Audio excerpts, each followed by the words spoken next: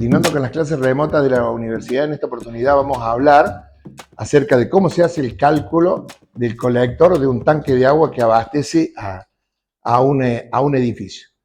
Lo primero que tenemos que tener en cuenta es que para poder calcular el colector, nosotros necesitamos definir el diámetro de las bajadas que alimentan a cada uno de los núcleos sanitarios. Por lo tanto, vamos a valernos de un método estadístico probabilístico, que es el método de las secciones, en donde en función de la cantidad de artefactos que nosotros vamos a alimentar, existen rangos de centímetros cuadrados asignados según la cantidad de elementos que nosotros queremos alimentar. Así que el cálculo comienza desde la planta baja hacia arriba. Nosotros vamos sumando áreas. En medida que vamos avanzando, la cantidad de áreas se va incrementando hasta que llegamos al piso superior de la bajada, y desde ahí, con esos datos de todas las bajadas del edificio, nosotros vamos a calcular el diámetro del colector del tanque de agua del edificio.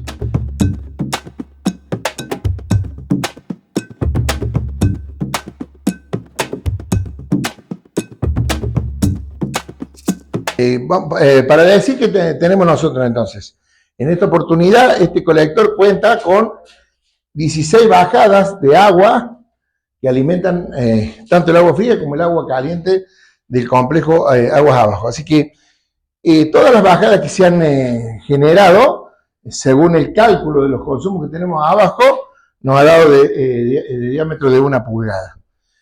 ¿Qué es lo que dice? ¿Cómo se calcula el colector?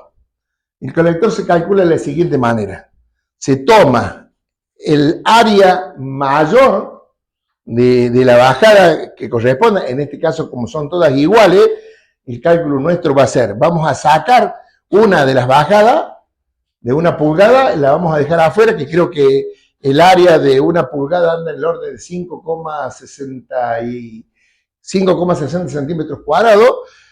Y luego vamos a sumar las otras 15 bajadas restantes, o sea, al 5, y algo centímetros cuadrados lo multiplicamos por 15 y lo dividimos por 2, y a esa suma que nos dio le vamos a agregar el diámetro mayor. De esa manera nosotros vamos a encontrar el diámetro, el área total del colector. Para nuestro cálculo, nos da casi en el límite, o sea, el cálculo que yo estoy haciendo acá da por debajo de un caño de hidro 3 de 3 pulgadas de agua fría, y con eso nosotros tenemos contemplado el cálculo de nuestro colector. ¿Cuáles son las otras particularidades que tenemos en este colector? Nosotros no estamos viendo acá, pero arriba esta sala de máquinas está alimentada por 2 tanques de 2.800 litros. A su vez, cada uno de esos tanques tiene un colector digamos, que baja a alimentar hacia esta bajada principal. Cada tanque cuenta con su llave de limpieza en cada uno y su llave de corte general en caso de que hubiera que hacer algún mantenimiento entre este tramo y este otro tramo. Y a partir de ahí comienza el desarrollo de las bajadas que alimentan los distintos núcleos del complejo. ¿Cuál es la cuestión importante que también tenemos que resolver acá? Por debajo de la llave de paso se encuentra ubicada una cañería que es el ruptor de vacío. Esto va superando la altura del pelo de agua de los tanques que están ubicados por encima de esta losa. ¿Para qué se coloca un ruptor de vacío? ¿Qué función cumple el ruptor de vacío? La función que cumple el ruptor de vacío es colocar la instalación en contacto con la presión atmosférica de manera tal de garantizar que si eventualmente se produjese aguas abajo un cierre, si yo cierro esta llave, cuando yo cierro esta llave y no tuviéramos nosotros el ruptor de vacío, esto no estaría en contacto con la presión atmosférica.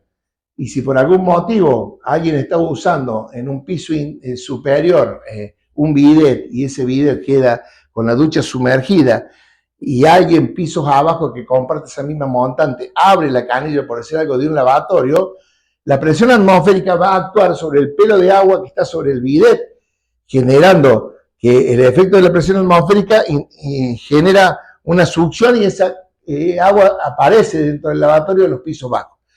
Para evitar estos fenómenos, que son fenómenos físicos, la única manera de controlarlo es colocar esta cañería, que es un ruptor de vacío, que la pone a toda la instalación en contacto con la presión atmosférica.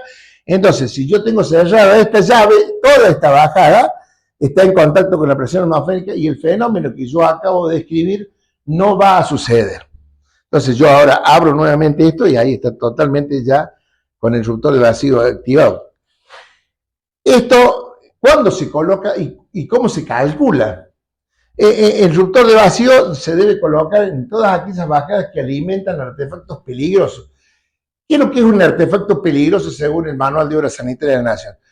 El Manual de Obras Sanitarias de la Nación define como artefactos peligrosos a dos artefactos. Son aquellos artefactos que se mantienen con la ducha sumergida, como ser el bidet y la salivadera de dentista.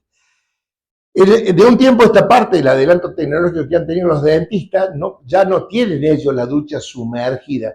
Por lo tanto, dentro del mercado de las instalaciones, el único elemento que queda considerado como artefacto peligroso es un bidet. Todos los otros elementos que existían antes han desaparecido, por lo tanto el bidet pasa a ser el único artefacto peligroso que nosotros debemos tener en cuenta. Por lo tanto, en todas estas bajadas que alimentan a un bidet, se debe colocar un ruptor de vacío. ¿Y cómo se calcula el ruptor de vacío? El ruptor de vacío se va a calcular en función del diámetro de la cañería y la altura que tiene la bajada. Es decir, si la bajada está comprendida entre 0 y 15, son 3 rangos menos que la bajada, el diámetro del ruptor. Si la bajada está comprendida entre 15 y 45, son 2 diámetros menos. Y si la bajada está comprendida por encima de los 45 metros de largo, el ruptor es un diámetro menor.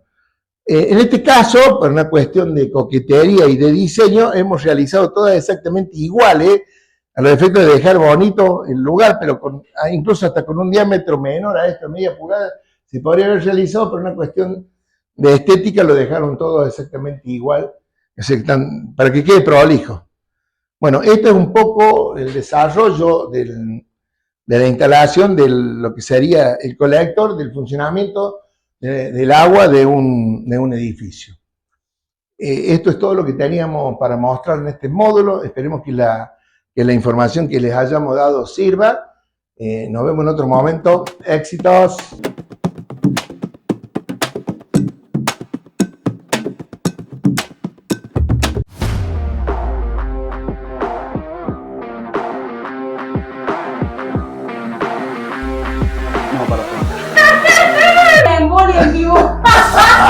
Buen año para todos, éxitos.